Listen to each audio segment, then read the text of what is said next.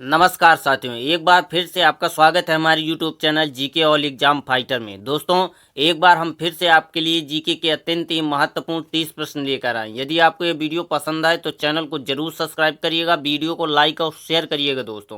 दोस्तों, हम उम्मीद करते हैं कि आप तीसों के तीसों प्रश्नों के सही जवाब कमेंट बॉक्स में जरूर देंगे।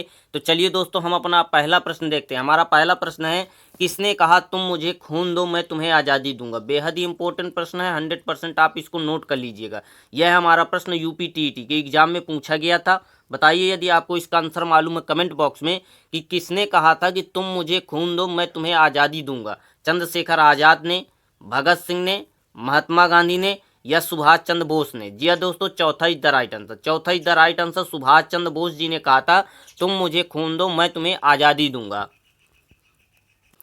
हमारा अगला और दूसरे नंबर का प्रश्न है कि कोणार्क मंदिर का निर्माण किसने करवाया था। जी हाँ दोस्तों, इंपॉर्टेंट प्रश्न है। कोणार्क मंदिर कई बार एग्जाम में पूछा गया है, हो सकता है आपके अगले एग्जाम में भी ये प्रश्न पूछ लिया जाए। बताइए, कुतुबुद्दीन ऐबक ने करवाया था, विल्सन ने, नरसिंहदेव प्रथम ने या अरविंद घोष ने। जी हाँ दोस्तों, तीसरा is the right answer. Konark मंदिर का निर्माण हमारे नरसिंहदेव प्रथम जी ने करवाया था। चलिए दोस्तों, अगला प्रश्न देखते हैं।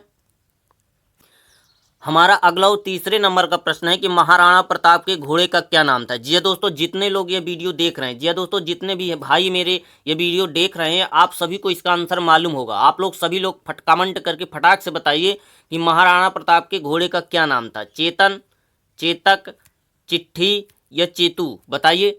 जी दोस्तों, दूसरा इज द राइट आंसर। दूसरा is the right answer. Maharana Pratap के घोड़े का क्या नाम था? चेतक नाम था। चलिए दोस्तों, हम अपना अगला प्रश्न देखते हैं। हमारा अगला और चौथे नंबर का प्रश्न है कि रॉयल एक्ट कब पारित किया गया था। ये दोस्तों इंपॉर्टेंट प्रश्न है, आप इसको तुरंत रफ कॉपी में नोट कर लीजिए। यह प्रश्न हमारा एमपी के लेखपाल परीक्षा में, जी दोस्तों, जो एमपी में लेखपाल की परीक्षा हुई थी उसमें यह प्रश्न पूछा गया था कि रॉयल एक्ट कब पारित किया गया था। बताइए यदि आपको इसका आंसर मालूम कमेंट बॉक्स में। 1915 में, 1916 में, 1918 में या 1919 में। बताइए। जी दोस्तों, चौथा इज द राइट आंसर। 1919 में रॉयल एक्ट हमारा 1919 में पारित हुआ था। हो सकता है दोस्तों आपको इनमें से कई प्रश्न ऐसे हों जिनके आपको आंसर मालूम हो, तो आपको फटाक से कमेंट करके बताना है उनके आंसर, और अंत में यह जरूर आपको बताना है कि आपने 30 में से कितने सही आंसर किए हैं। हमारा अगला और पांचवें नंबर का प्रश्न है कि वास्को डी गामा भारत कब आया था। जी दोस्तों, इंपॉर्टेंट प्रश्न है, आप इसको तुरंत रफ कॉपी में नोट कर लीजिए। यह प्रश्न हमारा राजस्थान पुलिस में, जी दोस्तों, राजस्थान में जो पुलिस की परीक्षा हुई थी उसमें यह प्रश्न पूछा गया था कि वास्को डी गामा भारत कब आया था। बताइए। 1490 में, 1495 में, 1498 में या 1475 में। जी दोस्तों, तीसरा इज द राइट आंसर। 1498 में हमारा वास्को डी गामा भारत आया था। हमारा अगला और छठवें नंबर का प्रश्न है कि करो या मरो का नारा किसने दिया था। जी दोस्तों, यदि आपको इसका आंसर मालूम है तो कमेंट करके बताइए कि करो या मरो का नारा किसने दिया था। सुभाष चंद्र बोस जी ने, महात्मा गांधी ने, जवाहरलाल नेहरू ने या भगत सिंह ने। बताइए कमेंट करके। जी दोस्तों, दूसरा is the right answer. Mahatma Gandhi ji ने हमारे करो और मरो का नारा दिया था। चलिए दोस्तों, अगला प्रश्न देखते हैं। हमारा अगला और सातवें नंबर का प्रश्न है कि स्वतंत्र भारत के प्रथम गवर्नर जनरल कौन थे। यह इंपॉर्टेंट प्रश्न है। जी दोस्तों, यह इंपॉर्टेंट प्रश्न है। सबसे पहले आप इस प्रश्न को रफ कॉपी में नोट कर लीजिए। हो सकता है आपके अगले एग्जाम में जिसमें आप बैठने वाले हैं उसमें यह प्रश्न पूछ लिया जाए। और बताइए यदि आपको इसका आंसर मालूम है कि स्वतंत्र भारत का प्रथम गवर्नर जनरल कौन था। Lord Ripon, Lord Curzon, Lord Ripon या लॉर्ड माउंटबेटन। बताइए। जी हाँ दोस्तों, चौथा इज द राइट आंसर। चौथा is the right answer. Lord Mountbatten हमारे स्वतंत्र भारत के प्रथम गवर्नर जनरल थे। चलिए दोस्तों, अगला प्रश्न देखते हैं। हमारा अगला और आठवें नंबर का प्रश्न है कि गौतम बुद्ध को ज्ञान की प्राप्ति कहाँ हुई थी। यह कई बार एग्जाम में पूछा गया प्रश्न है। जी हाँ दोस्तों, ये कई बार एग्जाम में पूछा गया है, इसलिए आप इसको 100% रफ कॉपी में नोट कर लीजिए। यह हमारा दिल्ली पुलिस में, जी हाँ दोस्तों, जो दिल्ली में पुलिस का एग्जाम हुआ था उसमें यह प्रश्न पूछा गया था कि गौतम बुद्ध को ज्ञान की प्राप्ति कहाँ हुई थी। बताइए कमेंट करके यदि आपको इसका आंसर मालूम है। सारनाथ में, बोध गया में, सासाराम में या श्रीवस्ती में। बताइए कमेंट करके। जी हाँ दोस्तों, बोध गया। दूसरा इज द राइट आंसर। बोध गया, गौतम बुद्ध को ज्ञान की प्राप्ति बोध गया में हुई थी।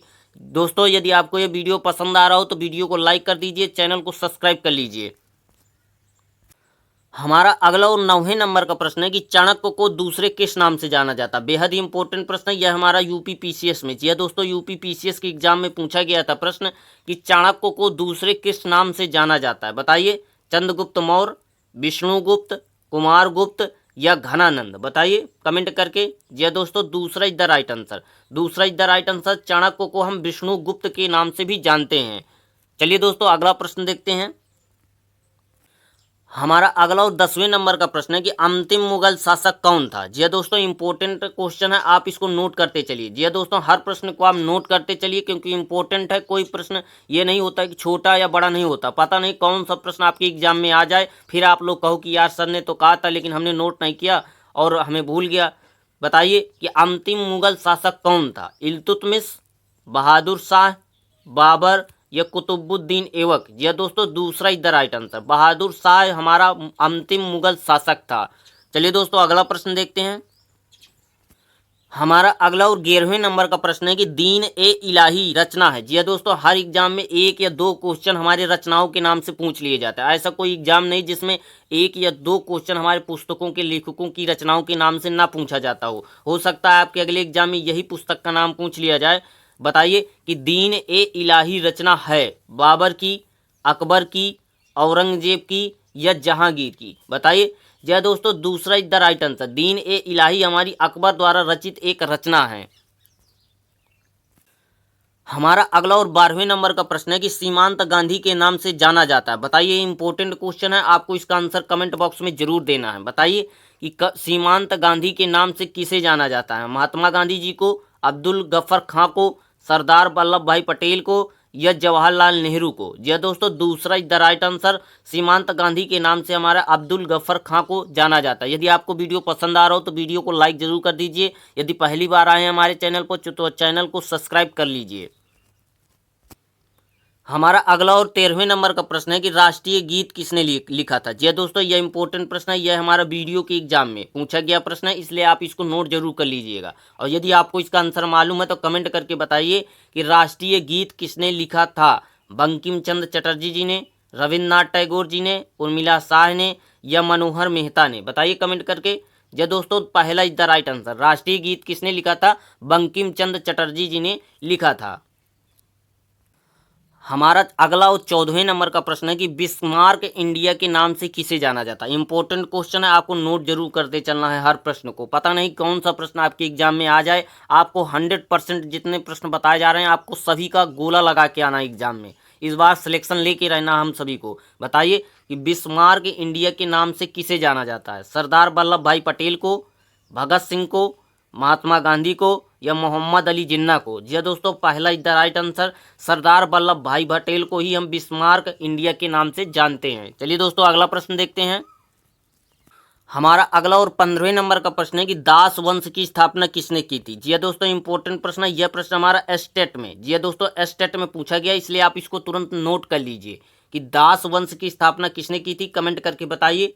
बाबर ने, अब्दुल गफ्फर खान ने, कुतुबुद्दीन ऐबक ने या इल्तुतमिश ने। बताइए। जय दोस्तों, तीसरा is the right answer. Qutbuddin Aibak ने हमारे दास वंश की स्थापना की थी। नोट जरूर कर लीजिएगा, स्टेट में पूछा गया प्रश्न है ये।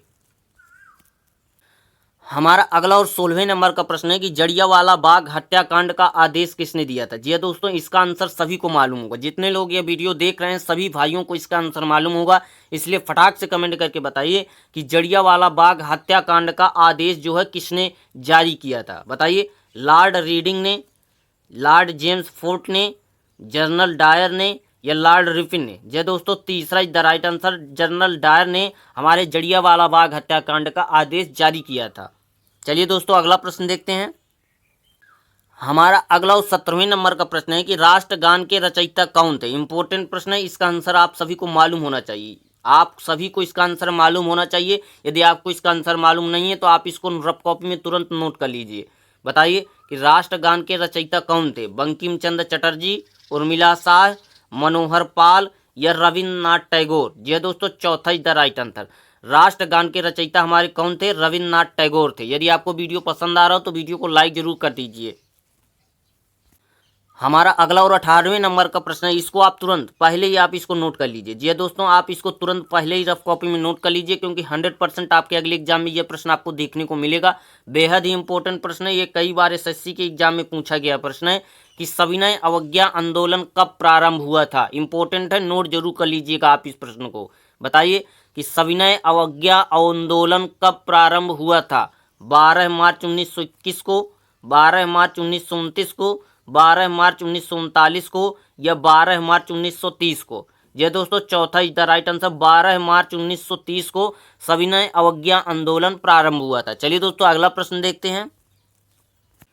हमारा अगला और 19वें नंबर का प्रश्न है कि भारतीय राष्ट्रीय कांग्रेस के प्रथम अध्यक्ष कौन थे। इंपॉर्टेंट प्रश्न है, चुनाव चल रहा है इसलिए यही प्रश्न आपके लिए बेहद ही इंपॉर्टेंट प्रश्न है। हो सकता है यही प्रश्न आपके अगले एग्जाम में पूछ लिया जाए उठा के कि भारतीय राष्ट्रीय कांग्रेस के प्रथम अध्यक्ष कौन थे। बताइए, यदि आपको इसका आंसर मालूम है कमेंट बॉक्स में। भूमेश चंद्र बनर्जी, रविन्द्रनाथ टैगोर, जवाहरलाल नेहरू, या लॉर्ड इरविन। बताइए। जय दोस्तों, पहला is the right answer, Vyomesh Chandra Chatterjee हमारे भारतीय राष्ट्रीय कांग्रेस के प्रथम अध्यक्ष थे। इंपॉर्टेंट है, नोट जरूर कर लीजिएगा इस प्रश्न को। हमारा अगला और 20वें नंबर का प्रश्न है कि खजुराहो कहाँ स्थित है। जी दोस्तों, इंपॉर्टेंट क्वेश्चन है कि खजुराहो कहाँ स्थित है। बताइए, उत्तर प्रदेश में, मध्य प्रदेश में, हरियाणा में, या अरुणाचल प्रदेश में। बताइए कमेंट करके। जी दोस्तों, दूसरा is the right answer, Khajuraho हमारा मध्य प्रदेश में स्थित है। आपको यह बताना है कि यह मध्य प्रदेश के किस जिले में स्थित है। आपको कमेंट में यह जरूर बताना है कि खजुराहो हमारा मध्य प्रदेश में तो स्थित है, लेकिन मध्य प्रदेश के किस जिले में स्थित है। हमारा अगला और 21वें नंबर का प्रश्न है कि नोबेल पुरस्कार से सम्मानित प्रथम भारतीय कौन थे। जी दोस्तों, इंपॉर्टेंट क्वेश्चन है, कई बार एग्जाम में यह पूछा गया है प्रश्न। आपको इसको 100% नोट कर लेना है, और अगली बार जब आपके एग्जाम में आए तो आप तुरंत इसको गोला लगा के आइएगा। बताइए कि नोबेल पुरस्कार से सम्मानित प्रथम व्यक्ति कौन थे। आपको हर प्रश्न का जवाब कमेंट बॉक्स में देना ही देना है। बताइए, बंकिम चंद्र चटर्जी, रविन्द्रनाथ टैगोर, महादेवी वर्मा, या मनोहर हरपाल सिंह। जी दोस्तों, दूसरा is the right answer, Rabindranath Tagore थे जिन्हें प्रथम भारतीय थे जिन्हें नोबेल पुरस्कार से सम्मानित किया गया था। प्रथम भारतीय थे रविन्द्रनाथ टैगोर। हमारा अगला और 22वें नंबर का प्रश्न है कि चिपको आंदोलन कहाँ से प्रारंभ हुआ था। यह बेहद ही इंपॉर्टेंट प्रश्न है। जी दोस्तों, आप इसको रफ कॉपी में तुरंत नोट कर लीजिए। 100% इंपॉर्टेंट प्रश्न है, आप इसको पहले नोट कर लीजिए कि चिपको आंदोलन कहाँ से प्रारंभ हुआ था। यदि आपको इसका आंसर मालूम है तो कमेंट बॉक्स में बताइए। उत्तर प्रदेश से, मध्य प्रदेश से, राजस्थान से, या हरियाणा से। बताइए। जी दोस्तों, तीसरा is the right answer, Rajasthan से। यह राजस्थान पुलिस में पूछा गया प्रश्न है, इंपॉर्टेंट है, नोट जरूर कर लीजिएगा आप इस प्रश्न को। बताइए। जी दोस्तों, तीसरा is the right answer, Rajasthan. चलिए दोस्तों अगला प्रश्न देखते हैं। हमारा अगला और 23वें नंबर का प्रश्न है कि अढ़ाई दिन का झोपड़ा कहाँ स्थित है। इंपॉर्टेंट प्रश्न है, इस समय यह प्रश्न ट्रेंडिंग में चल रहा है। जी दोस्तों, ट्रेंडिंग में चल रहा है यह प्रश्न, आप इसको नोट जरूर कर लीजिए। यह प्रश्न हमारा अभी रेलवे ग्रुप डी में, जी दोस्तों, रेलवे के ग्रुप डी में और रेलवे के एनटीपीसी दोनों एग्जाम में यह प्रश्न पूछा गया था कि अढ़ाई दिन का झोपड़ा कहाँ स्थित है। इंपॉर्टेंट है, नोट जरूर कर लीजिएगा। अजमेर में, आगरा में, भरतपुर में, या औरंगाबाद में। यह हमारा रेलवे के ग्रुप डी में और एनटीपीसी के एग्जाम में, दोनों एग्जामों में इसी साल पूछा गया प्रश्न है। ये दोस्तों, पहला is the right answer, Ajmer में। अढ़ाई दिन का झोपड़ा हमारा अजमेर में स्थित है। इंपॉर्टेंट क्वेश्चन है, यह सभी प्रश्न आपके एग्जाम में पूछे गए हैं या 100% आपके अगले एग्जाम में पूछे जाने की उम्मीद है, इसीलिए इन प्रश्नों को हम आपके लिए लेकर आए हैं। हमारा अगला 24वें नंबर का प्रश्न है कि राष्ट्रीय कांग्रेस का गठन किस वर्ष हुआ था। इंपॉर्टेंट प्रश्न है, यह हमारा यूपीएसआई में। जी दोस्तों, उत्तर प्रदेश में जो एसआई का एग्जाम हुआ था उसमें यह प्रश्न पूछा गया था कि राष्ट्रीय कांग्रेस का गठन किस वर्ष किया गया था। बताइए कमेंट करके। 1985 में, 1663 में, 1552 में, या 1885 में। बताइए। यह दोस्तों, चौथा इज द राइट आंसर, 1885 में हमारे राष्ट्रीय कांग्रेस का गठन किया गया था। पूछा गया प्रश्न है यूपीएसआई में। हमारा अगला और 25वें नंबर का प्रश्न है कि इंडियन नेशनल आर्मी की स्थापना किसके द्वारा की गई थी। इंपॉर्टेंट क्वेश्चन है, नोट जरूर कर लीजिएगा। आपको वीडियो को लाइक जरूर कर देना है दोस्तों। यदि आपको वीडियो पसंद आ रहा हो तो चैनल को सब्सक्राइब कर लीजिए, वीडियो को लाइक कर दीजिए। बताइए कि इंडियन नेशनल आर्मी की स्थापना किसके द्वारा की गई थी। महात्मा गांधी, सुभाष चंद्र बोस, भगत सिंह, या किरण बेदी। जी हाँ दोस्तों, दूसरा is the right answer, Subhash Chandra Bose द्वारा इंडियन नेशनल आर्मी की स्थापना की गई थी। हमारा अगला और 26वें नंबर का प्रश्न है कि ताजमहल का निर्माण किसने करवाया था। इसका तो आंसर हमें देना ही नहीं, आप सभी को 100% आपको इसका आंसर मालूम ही होगा। मुझे पता है कि आपको इसका आंसर तो मालूम ही मालूम है, इसलिए कमेंट करके बताइए कि ताजमहल का निर्माण किसने करवाया था। अकबर ने, बाबर ने, औरंगजेब ने या शाहजहां ने। आप सभी को मालूम है, कमेंट करके बताइए। हमारा अगला और 27वें नंबर का प्रश्न है कि स्वराज पार्टी के संस्थापक कौन थे। इंपॉर्टेंट प्रश्न है यह, हमारा राष्ट्रीय खोज प्रतिभा परीक्षा। जी हाँ दोस्तों, राज्य में जो प्रतिभा खोज परीक्षा होती है उसमें यह प्रश्न पूछा गया था, इसलिए आपको इस प्रश्न को नोट जरूर कर लेना। हो सकता है आपके अगले एग्जाम में भी यह प्रश्न पूछ लिया जाए कि स्वराज पार्टी के संस्थापक कौन थे।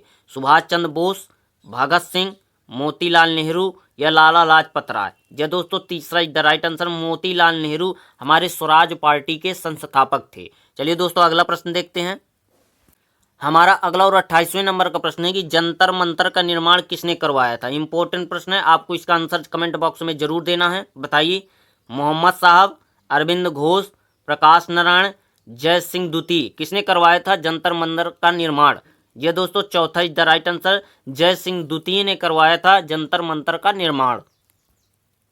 हमारा अगला और 29वें नंबर का प्रश्न है कि भारत की राजधानी दिल्ली के पहले कौन थी। जी दोस्तों, बताइए, इंपॉर्टेंट क्वेश्चन है, आपको इसका आंसर मालूम होना चाहिए। रफ कॉपी में नोट जरूर कर लीजिएगा इस प्रश्न को कि भारत की राजधानी दिल्ली से पहले कौन थी।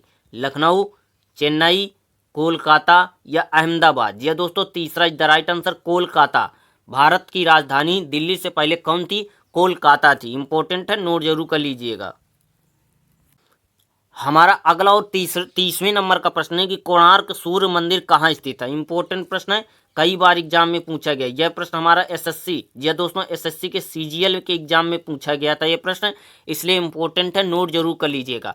और बताइए यदि आपको इसका आंसर मालूम है कि कोणार्क सूर्य मंदिर कहाँ स्थित है। औरंगाबाद महाराष्ट्र में, पूरी उड़ीसा में, आगरा उत्तर प्रदेश में या बीजापुर कर्नाटक में। ये दोस्तों, दूसरा इज द राइट आंसर, पूरी उड़ीसा में। सूर्य मंदिर या कोणार्क सूर्य मंदिर हमारा पूरी उड़ीसा में स्थित है।